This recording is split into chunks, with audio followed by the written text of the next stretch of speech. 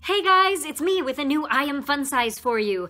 I am recording this today in beautiful Atlanta, Georgia, where I'm filming. So all of you who are from Georgia or from Atlanta, holla, I love your city. It's awesome here. I always love it when I can come out here. But today I actually wanted to offer up a little verbal tool for you, whether you say it out loud or something that you can use in your own mind, that has to do with how we talk to ourselves and the way we tell ourselves about what's going on in the world. I know we've talked a lot on this series about the way you talk to yourself is very, very important.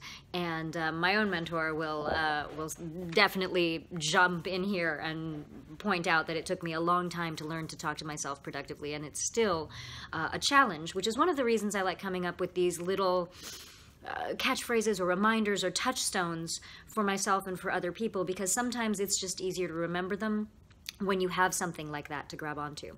So this came from a wonderful all-nighter conversation that I was having with some friends, and one friend in particular, and we were talking a lot about how it's amazing how if you start telling yourself a ton of productive or I don't want to say positive because it's not about positivity, but if you start telling yourself parts of your own personal story that feel good, it can be very inspiring.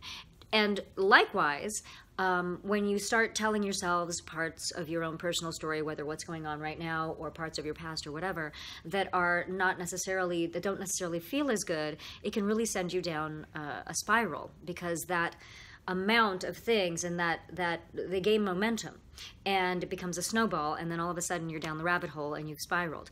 And in that moment we both got really excited because we realized there was a way to think of it, which is, are you self-inspiring or are you self-inspiraling? Now, it may sound a little bit cheesy, but if you think of it, pretty much everything that we say that is a judgment about what is going on in our world, or even an evaluation, there's a different way to spin it for yourself that can either assume that there might be positive repercussions of an event or negative repercussions of an event. And a lot of how you end up feeling and how you end up moving forward is really determined by how you talk about things.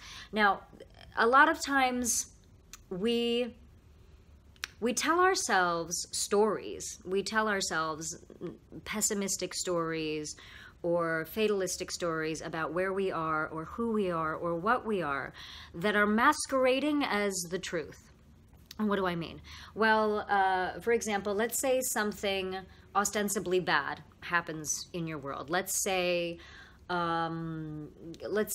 it's you get stood up for a date, which sounds genuinely awful, right? It sounds kind of not cool. It sounds like the person was being rude. Or say you lost your job or something, which is a little bit of a bigger disappointment. There are a lot of ways that we can then take that piece of fact, that piece of information, and turn it into a story in our own minds using our imagination as to what the reasons for that might be. If I tell myself, oh, I know I lost my job because I wasn't good enough and they didn't like me there, and how on earth am I going to be able to get another job if people didn't like me there? They're probably not going to like me somewhere else, and I don't know if I'm talented enough to do this, and you keep going down that line of thinking and adding more momentum to that line of thinking, you are definitely on a spiral. You're on this inspiraling journey. However, if you can use your imagination just as evenly to try to think of other ways to interpret that information, if you don't know the details about something, you can just as easily be telling yourself, okay, I lost my job, and yes, that's a blow, but now I really get to look at what are the possibilities for a new job that maybe is more fulfilling, or that maybe is more stable, or if not stable, if you're not looking for stability, that maybe is more exciting, or that's in a new field. And rather than saying, oh, it's because people didn't like me, until I know what people think about me, I can't really tell myself what they think about me without knowing. So I'm going to let that just kind of be over there. And if I get any information about that, great. But as far as I know, the people there liked me. So I'm going to move forward and think of what are the other people that I might be able to connect with and affect positively going into this new job. And I wonder if this new job will help me travel. And since I don't have this job right now, what do I want to present myself as? This is a cool chance for me to invent the job of my dreams, or just the next job on the way to the life of my dreams.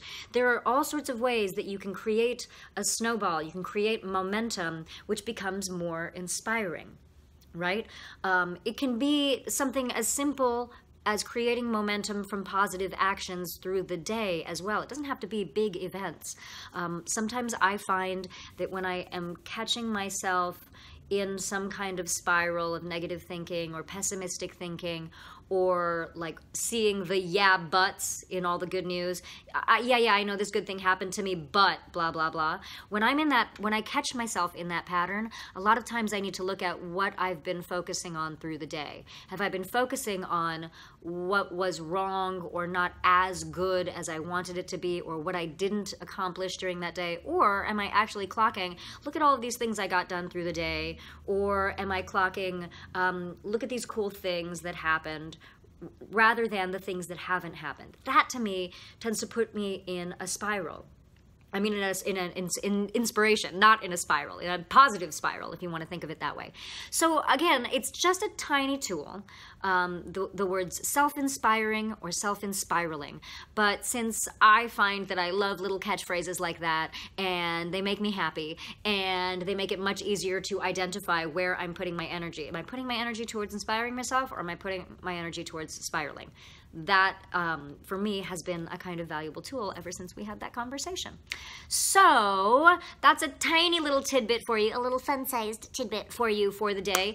Let me know how you guys are doing in the comments. Are there ways that you have found yourself self-inspiraling that you maybe can start to switch? Are there ways that you have found yourself self-inspiring that you want to share with people? They can be the tiniest of things. It doesn't have to be big.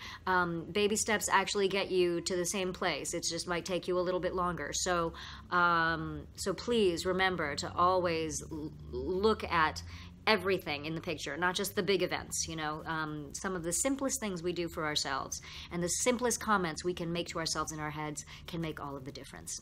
So send me that information on the comments below. If you like this video, please subscribe and please share it so we can spread the word far and wide about living your life bigger and fuller and having a fun-sized life. And I'll talk to you guys soon. Okay, bye. All right, you beautiful people, send me your stuff. You can email me at Anjali@IamFunsize.com. These are all of the places you can find me on the interwebs. Please send me questions, pictures, fan art, cosplay pictures. Send me pictures of puppies. You know how I love the puppies. Oh, please, please, more puppies. Can I please? Please, guys, please.